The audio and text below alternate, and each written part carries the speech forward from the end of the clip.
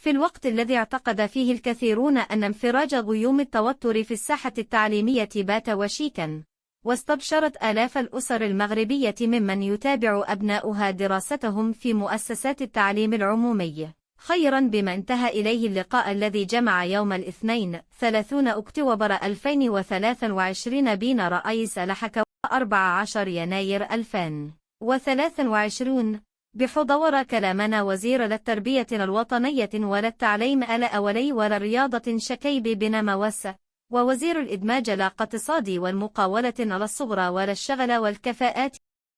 النظام الأساسي الجديد الذي أثارت مضامينه حفيظة تشغيل التعليمية لعدم تلبية مطالبها المشروعة، واصفة إياه بنظام المآسي المجحف وغير المنصف، وفي الوقت الذي كان ينتظر فيه أن تأتي الاجتماعات التي دشنها رئيس الحكومة بالحلول المرضية، وتتحقق المطالب الملحة لنساء ورجال التعليم، ومنها تحسين مضامين النظام الأساسي الجديد الذي يعد ولا يقيم وزن لدور لمحوري الذي لعبها الأساتذة في تطوير المنظومة التربوية، حجم التضحيات التي ما انفكوا يقدمونها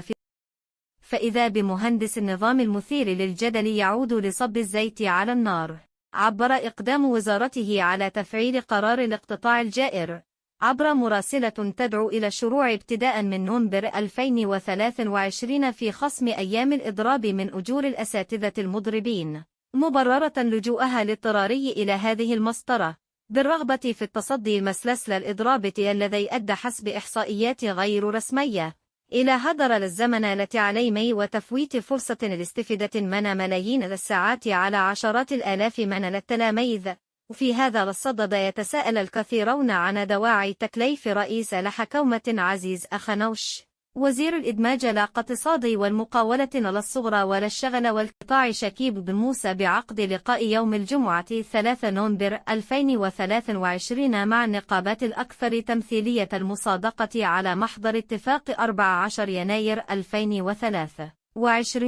إن كان بسبب فقدان الثقة فيه أو لعدم كفاءته في إدارة الحوار. وهو لقاء خصص للاستماع ثانية لمطالب النقابات التي وجدته فرصة مواتية لتأكيد مطالب تشغيل التعليمية المتمثلة أساسا في تعديل النظام الأساسي الجديد بما يحقق انتظارات نساء ورجال التعليم من قبيل التعويضات وساعات العمل والمهام والعقوبة وغيره.